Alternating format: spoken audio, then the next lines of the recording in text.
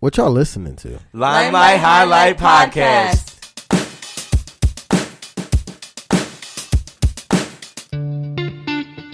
Welcome back to the show, your positive podcast, safe space and great place for a positive outlook on life.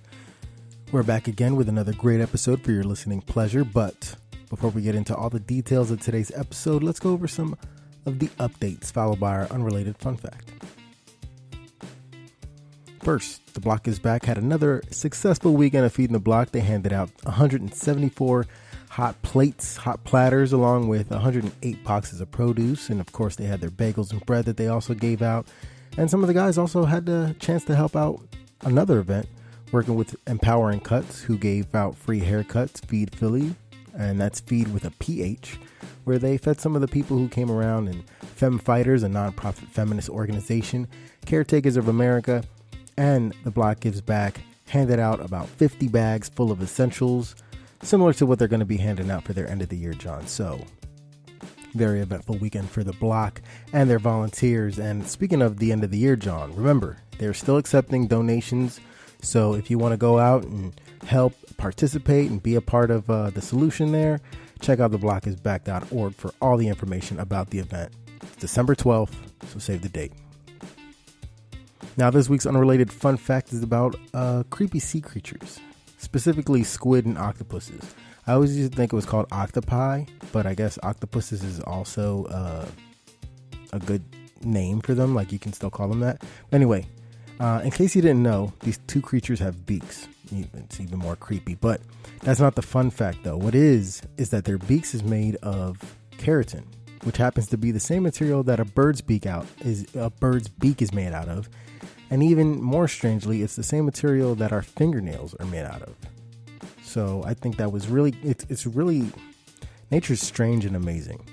You know, we got all these elements that still make up all of the things. And they talk about octopuses being from space too, but that's a whole nother topic of conversation. But let's get back to this podcast. Now, this week we're joined by TJ from Love Money Clothing.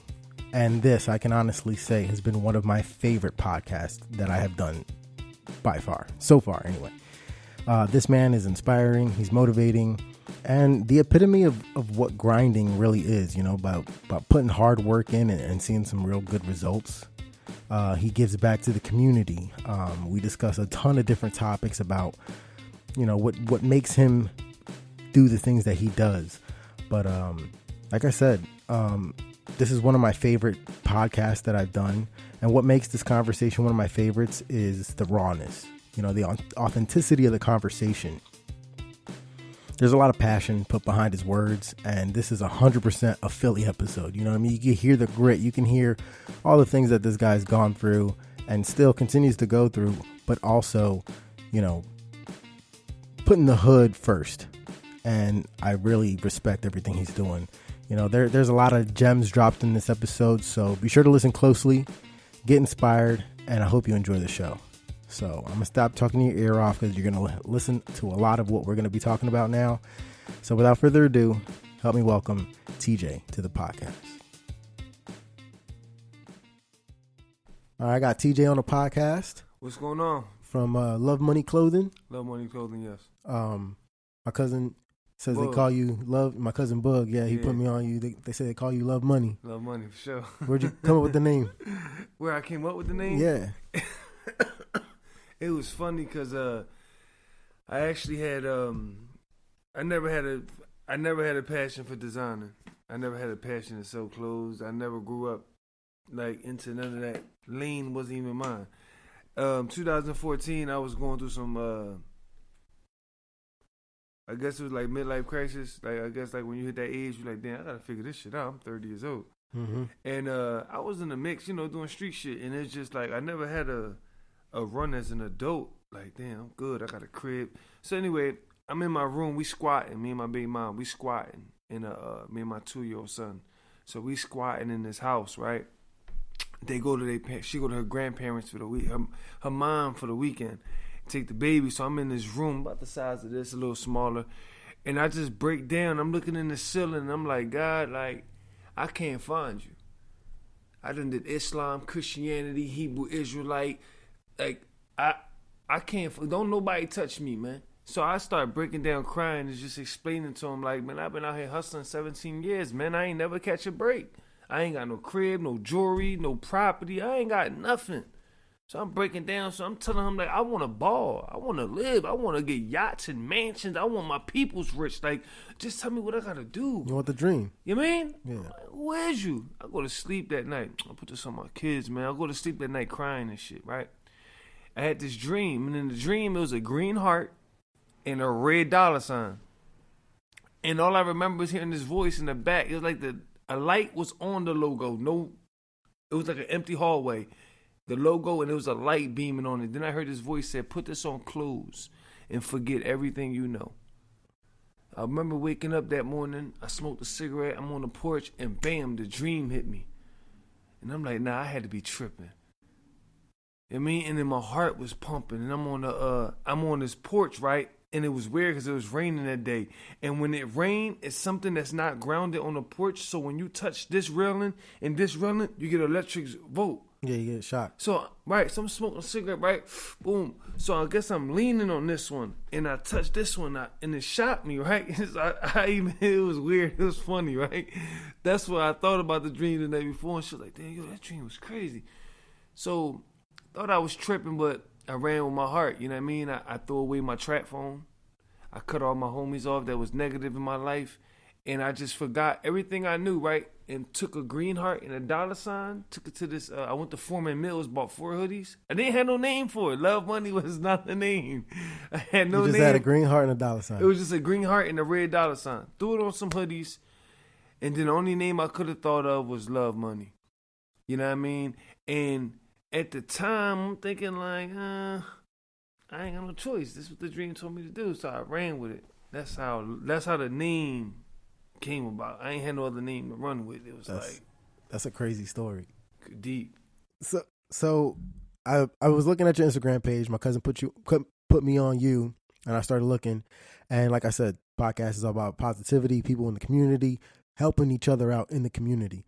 And I'm looking at your IGTVs, sometimes your lives, and you get this money in, I guess, $1,000 increments, and you give it to an up and coming local business, right? And even videos, I see, you give tips. People go here if you want, your baggies. Oh, you be watching? Yeah, I really wanted to get because I seen. It's funny because you see people who have, like, no disrespect, but you got the face tats, you got the beard, you got people who look like you, and people expect, or they prejudge, and they have like certain thoughts about who you are as a person just because of your appearance. Right. And then you see what you're actually doing. Just like you said in the beginning, you wanted the yachts, you wanted the mansions, you wanted to put your peoples on, but you didn't have anything. And now that you have something going on, you're kind of doing that in small increments, but you're, instead of just looking out for yourself, you're looking out for the community. So my question is, like, what did that process look like? Was it immediately like you knew this is what you wanted to do, or how did you get that money? Like, explain to the listeners. Well, I remember I always go back to the dream, and I always go back to what I had that day, and I go back to what the voice had said. It was like, forget everything you know. So what I know as growing up and hustling, take care of yourself, get yourself situated. So when I finally got some money, I couldn't be the person I was before the dream. It was like, no, this dream told you forget everything you know. So that means before the money came, the money ain't come to, like, realistically this year. Like, this was my biggest year out of my last 5.5 years that I've been in business. But I think back to say, damn, now I ran this bag up, right? I'm good. I'm beautiful. Life is, like, my kids cool, my brothers and sisters cool. We cool, right? But without these people, I wouldn't be able to be cool. You understand? It wouldn't be no $1,000 to give away if it wasn't for the people to put me in position. Even though I did a lot of work, I did a lot of footwork to get the bag. It just happened to be the pandemic put me in a blessings come in mysterious ways. Rest in peace to all the people that we lost due to COVID. You know what I mean? I don't question God. And the COVID was a blessing to some businesses. Without me having to say my numbers, it's been a wonderful year. So yeah, some people thrive. Yeah. With that money, I was able to have a lot of extra. And just knowing that when I was coming up, nobody gave me nothing. But that's because that's how life was in Philly. It's like, niggas don't give us nothing. You ain't give us nothing. We ain't got nothing for you. Mm-hmm. That's the old mentality. You gotta look out for number one, yeah. Yeah, that's the old mentality. So not being able to carry that mentality with this new wave of money that God blessed me with, I had to show love first. It was like, what's the best thing I can do for the people? I can give away free clothes, but I've been doing that. So I started watching and pay attention, and then it just seemed like all these new entrepreneurs out here, how about I donate some of this money? You know what I mean? $1,000 at a time, it ain't gonna hurt. And then the thing about it is, the first one was my money. After that, it came, people gave me money. Did you set something up, or they just saw it? I'm in the streets. Like, I get all my money on the streets. So people would just see me in the streets like, yo, bro, here go $500, bro. I like what you doing. Yo, bro, here goes $50, bro. It ain't much, but I like what you doing. Put that toward that donation for next month. You know what I mean? Like September, we started in July. July, we picked one winner. That was out of my pocket. August, we picked 4 winners. You know what I mean? So that was $4,000 in August. September, we picked another one. And then October, we about to pick another one at the end of this month. So we doing one at a time, but it's like a lot of the times people gave me money. I'm still holding money that people gave me. Some people it'd be $20, $25, a bean. Your cousin gave me $1. You know what I mean? Yeah. $1 is a stack. $1 is 1,000. You know what I mean? So, and if I call 50 people, they got $1,000 a piece from me. You know what I mean? It's just about being organized, knowing that we're gonna be able to do it right. So I was giving away the stack. I prayed on that. I said, God, how do I know these people are taking this money and doing business? I let the praise sit for a couple of days. And then it hit me like 2 or 3 weeks ago. I said, it came to my heart. It said, don't give them cash. You got 10 credit cards. You the winner this month. What's your business? We're going to swipe for everything you need. Because now you know it's going somewhere. I'm forcing you to do business. You're forcing them to grow. I'm forcing you to grow. That's you crazy. Understand? Yeah. Cash is cool. But it's like I wanted to feel satisfied in my soul. You need that accountability. You need to hold them accountable instead of just, you could give anybody $1,000, but do whatever they want. You're doing it for a purpose. Right. And what I love about that is it's not just, you're in your clothing, but you giving it to people who got their own clothing lines, so beauty shops, food, like you're in all types of industries, which is huge. What's the process of choosing that winner for the month? Or however many winners. Wow, the first one, the first girl I picked, I go with my heart. It's like I got no favoritism. What I did do was I made sure every other one was black, Latino, black, Latino, black, Latino. You know what I mean? Just because to shine light, there's a lot of blacks and Latinos in our community.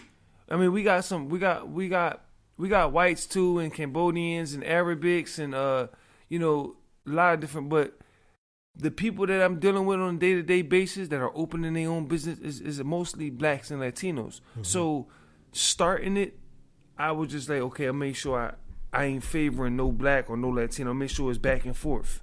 That's the first part of the process.